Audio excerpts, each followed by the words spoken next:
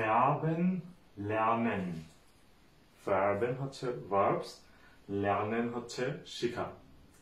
তো আমার ব্যক্তিগত অভিজ্ঞতা থেকে আমি এখানে 5টা ভার্ব খুঁজে বের করছি যেগুলা জার্মান ভাষা থেকে বাংলায় এই ভার্বটার অর্থটা বোঝা অথবা বুঝতে পারাটা আমাদের অনেক স্টুডেন্টরাই হচ্ছে জটিলতার মধ্যে পড়ে যান। ঠিক আছে, এই জন্য আমি ভাবছি দুইটার একটু এক্সপ্লেন করি, যদি সম্ভব হয় একটা দুইটা করে উদাহরণ দেবো এই ভার্বগুলা। ওকে, তো প্রথমেই আসা হচ্ছে আমাদের একটা ভার্ব যেটা হচ্ছে আমরা বলে থাকি gefallen।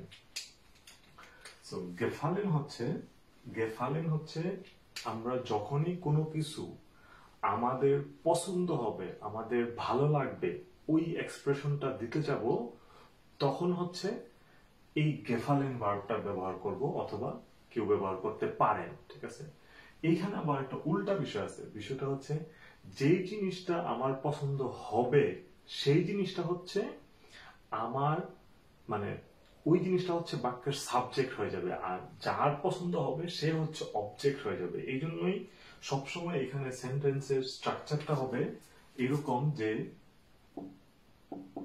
মিয়ার গেফেল্ট, আমার পছন্দ হয়, দাস মিয়ার গেফেল্ট দাস, অথবা দাস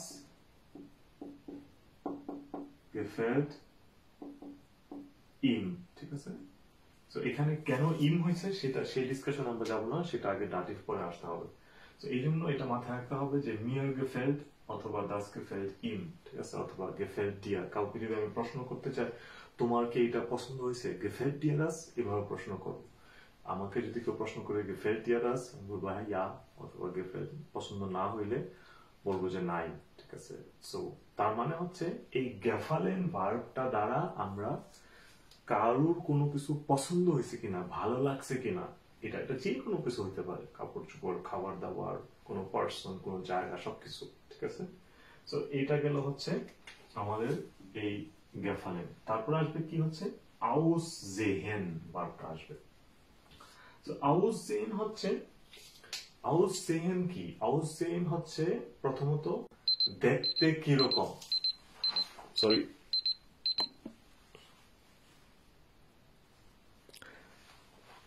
aussehen হচ্ছে কোনো কিছু দেখতে কিরকম, এই ধরনের একটা প্রশ্ন, যে লুকস লাইক অথবা লুক আউট, এই ধরনের সেন্সে। তো এইটার প্রচুর ব্যবহার হয়, এই ভার্বটার প্রচুর ব্যবহার হয়। যেমন ধরেন কালকে আমার একটা প্ল্যান আছে আমার বন্ধুদের সাথে, তো আমি জানি না আসলে কি ঘটবে, আমি জিজ্ঞেস করতে পারি ভিজিট মর্ন হাউস, মানে কালকে কিরকম দেখাচ্ছে, মানে কালকের প্ল্যান কি, কালকের আসল বিষয় এই সম্পর্কে। ঠিক আছে, অথবা আমার এখানে কিছু একটা ব্যথা পাইছি, ঠিক আছে, আপনি জিজ্ঞেস করতে পারেন ভিজিট হাউস, এটা কেমন দেখাচ্ছে। আবার হচ্ছে আমি একটা শার্ট পরলাম, শার্টটা কেমন দেখাচ্ছে, এইটাও হচ্ছে aussehen, looks like, অথবা এই সেন্সে হবে।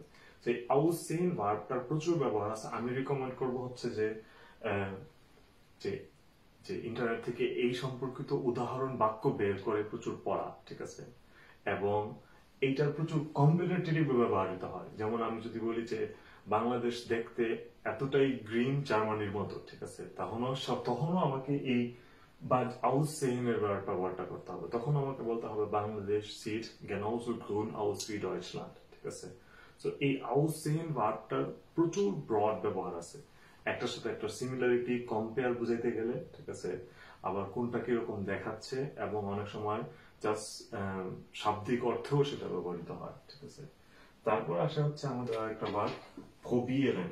probieren হচ্ছে ট্রাই করা, probieren হচ্ছে ট্রাই করা, এটা যে কোনো সেন্সে হইতে পারে। সো এই probieren জেনারেলি এটা হচ্ছে আপনি একটা কিছু রান্না করছি, আমি একটু চেক করব, সেটাও হইতে পারে probieren। ঠিক আছে, আবার এটাও হইতে পারে আপনি একটা দোকানে গেছেন, একটা টি শার্ট ট্রাই দিবেন, সেটাও probieren, কিন্তু সেটা প্রপারলি বলতে গেলে সেটা হবে unprobieren, কিন্তু এই সেন্স থেকে আসে। সো probieren হচ্ছে কোনো কিছু ট্রাই করা, কোনো কিছু ট্রাই আউট করা, এই সেন্সে। ঠিক আছে, সো তারপরে হচ্ছে আসে আরো একটা ভার্ব, সেটা হচ্ছে fahren। সো fahren কি? fahren হচ্ছে আমরা অনেক সময় অনেক স্টুডেন্টরাই হচ্ছে এই জিনিসটা একটু এলোমেলো করে ফেলে।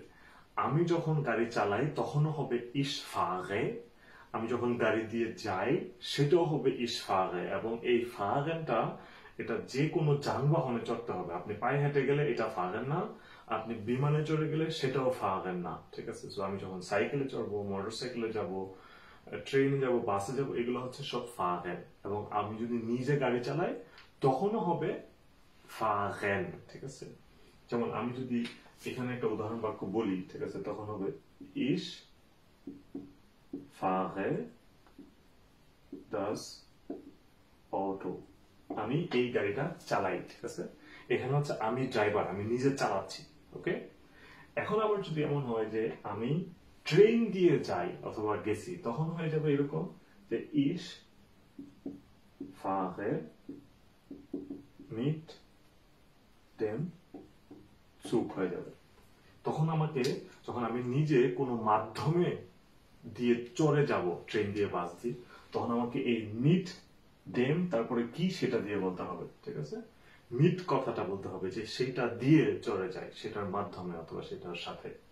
এই জন্য ফাগেন হচ্ছে সবসময় আমাদেরকে মাথায় রাখতে হবে, আমি নিজে গাড়ি চালানো সেটাও ফাগেন, এবং কোথাও কোনো যানবাহনে চড়ে কোথাও যাওয়া সেটাও হচ্ছে ফাগেন, ঠিক আছে?